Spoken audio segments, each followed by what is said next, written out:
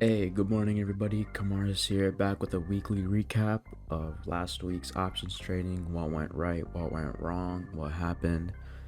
And this video is going to be really short because I low-key kind of already posted it yesterday not yesterday, on Thursday, because of the little Black Swan event that happened. I wanted to talk about it.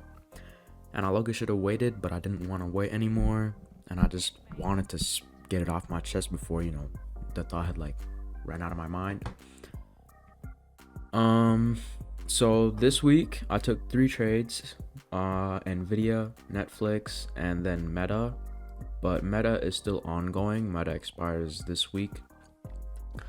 It's an ongoing experiment. I've never traded beyond 7 days, not even 7 days, like a regular trading week.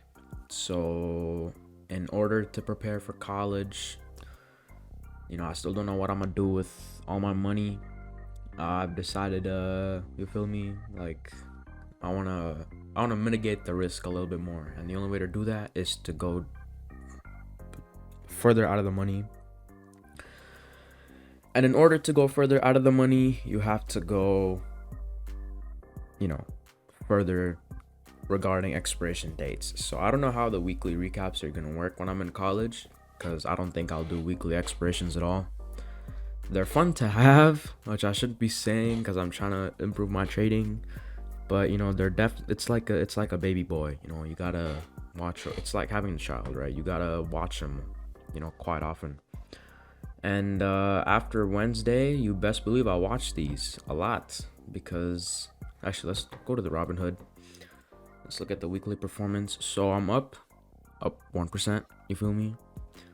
I had Robinhood Gold for like 4 days. I don't know if I think I mentioned in the last video, I got my interest payment, and since like I didn't trade at all on Monday, I can't remember the timeline, but I had all of my capital in here, which was like what, 3,500, 3,400 something, and it paid me an interest of like $1, dude. Like, I wasn't rocking with it. Oh, low-key, yeah, it was $2.36.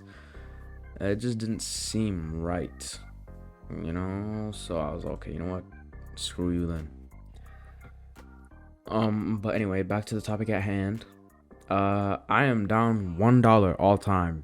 If you guys don't remember, I had a big setback with this Nvidia trade, which would have actually ended just fine, but the price went all the way up to 480, and I closed it as it was falling down on the expiration date, and I just didn't like the risk. As you can see, never chase premium. And I don't even know what this was about. I cannot believe this. You see the risk to reward ratio. Like, risk to reward ratio on credit spreads is always like kind of terrible when you talk to like real traders. But it is what it is. But you feel me? I've been working my way up from these 2 bad trades here for like 3 weeks. 3 weeks. And if this was any better at theta decay, I wouldn't have that problem. But at least I'm satisfied. I have all my capital back now, and I've learned a lot in these 3 weeks, specifically just the week that I was losing. But you know what, I'm like kind of prolonging this for no reason. So let's get on with why I took the trades, and I'll explain my thought process. So yeah, net profit $36 for the week. I'm going to count this for next week's trades. So let me just recolor these. I like having my stuff organized. No, that's not even the right color. 1 second. All right, there we go. So yeah, let's talk about why I took the trades first of all. And not much to really look on Robinhood. I guess if you want to look at the weekly performance compared to the S&P, we can do that. Which yeah, I beat the S&P on a weekly, so proud of myself. But yeah, let's get to the juicy stuff here. And okay, I didn't. Okay, change. Yeah, I don't need that. Ooh.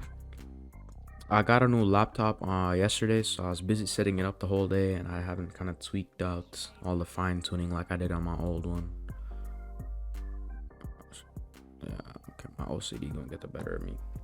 But first of all, Nvidia. So let's talk about Nvidia, and we're gonna go in on the 30-minute time frame just because it does have more. Okay, you know what? What am I doing, bro? Let me go back to why I really entered the trade. Okay, so this is on the daily chart, and 425 was my strike price that I sold, and I sold 3 of them for 24 bucks, so it was around $8 a contract.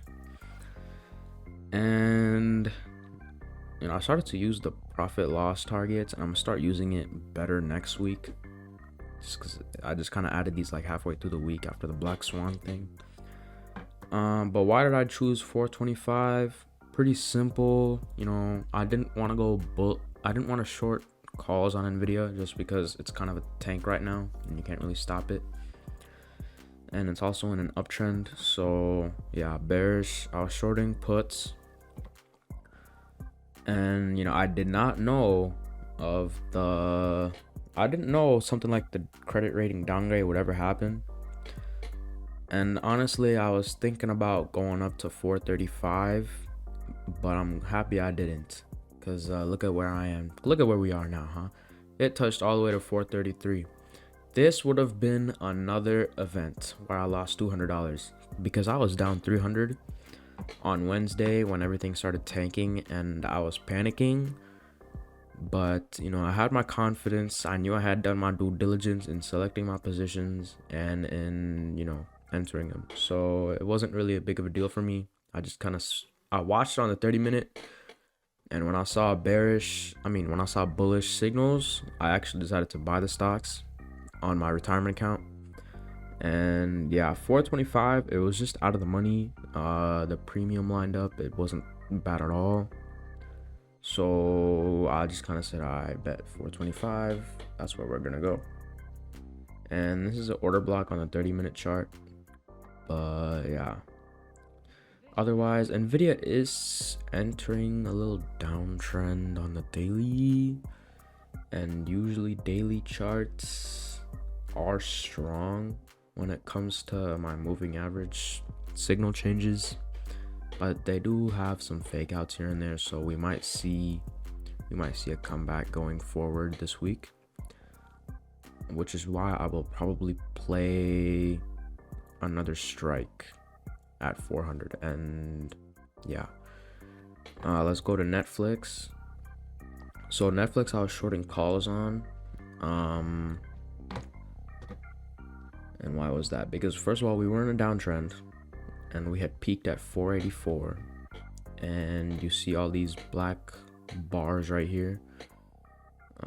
Yeah, these were last week's candles because this week started on the 31st.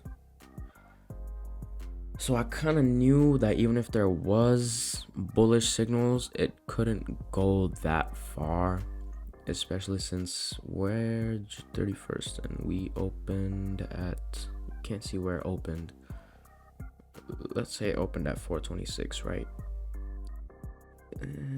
Like a whole $45 gap is kind of insane for a week, even for like a champion like Netflix, even. Yeah, you know, but bearish sentiment all around, and you know, I had to play the strike safe, which is why I went all the way up to 470, because like you see it spiked all the way up to 445, and even at that point, even though my position was down like 20-40 bucks, you know, like, it's just when you do this amount of due diligence and your margin of safety is that big, especially from your previous losses, you just like you just know that it's not gonna hit that stop loss. And yeah, so that was that. I might play the same strike next week. Maybe I'll go up to 480, just because implied volatility has spiked, you feel me? So yeah, and I transferred 500 to my retirement account to buy one stock, and then obviously I had to cash flow some more money outside to buy some more of Nvidia and the SPY, which is why I didn't even bother trading stuff like Meta, Tesla. Okay, well, no, I did enter a position on Meta. What am I talking about? But like Tesla, I don't know what to do with Tesla, honestly. I think when I do redo my technical analysis, like today after I film this video, I might have a game plan going forward for this week. But yeah, Tesla is one stock that I would not do anything more than weekly expirations on, just because it moves like drastically every week. And Lamb Research, I don't know. Like, I do not know. It's another Tesla to me. Like, I want to short puts, but you see all this bearish action right here, and I want to short calls, which I think I'll probably short calls, because I think previously on Lamb, when did I start trading Lamb? It was a call. Yeah, I shorted calls, then I shorted another call that same week. Okay, this time I shorted a put, and then this week they had their earnings, and now I'm too nervous to trade Lamb. So for me, and okay, let's get to Meta. So Meta, Meta is by far the most stable stock on this list, to the point where I'd feel comfortable doing like multi-week expirations, which is why I only did it on Meta for a measly $5. Just look at the strong price action. Yeah, it had a little pullback and then it went soaring.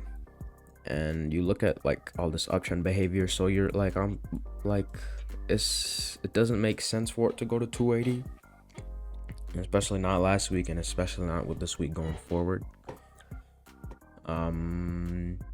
So I don't know. All I know is I'm not going to touch Meta this week at all, because I just want to know how this one contract is going to play out. And in the day on its expiration date, I want to look at like the options history regarding how it moved to certain events, just so I can know, okay, how do weekly options move. And August 2nd was Wednesday, am I right? Yeah, Meta, yeah. But so far what I found is, for the first week or two, it moves with its price. Yeah, I gotta I gotta write those down somewhere, and I'll probably have a better explanation for next time. So yeah, I'm gonna leave Meta as is. I'm not even gonna touch this. But those are all my trades for this week, and going forward I might play the same positions on Nvidia and Netflix, just different strikes. But also on my stock screener, I just happened to open it up yesterday when I was setting everything up, and it revealed a bunch of new tickers that I didn't see before, so I'll be looking at those as well. And I might just remove Lamb Research, I'm not sure, but yeah, that was my weekly recap for this week. Yeah, you feel me? All's well that ends well. It's just to think that, like, damn, if I didn't have these two big losses, that I could actually have decent cash flow week to week. It's a pocket money printer, especially with the portfolio size I'm trading at, but it's still something regardless, especially because I don't have a job. But yeah, I'm going to do this profit loss calendar. Like, I've had it for so long, I thought about deleting it, but I spent too much time making this calendar, which doesn't seem that way. But I'm gonna do it this week. I'm gonna do it like right now. I have a bunch of stuff to take care of. I hope you all enjoyed this video, and on Monday, stay tuned for the weekly forecast, and I'll catch you all next time. And yeah.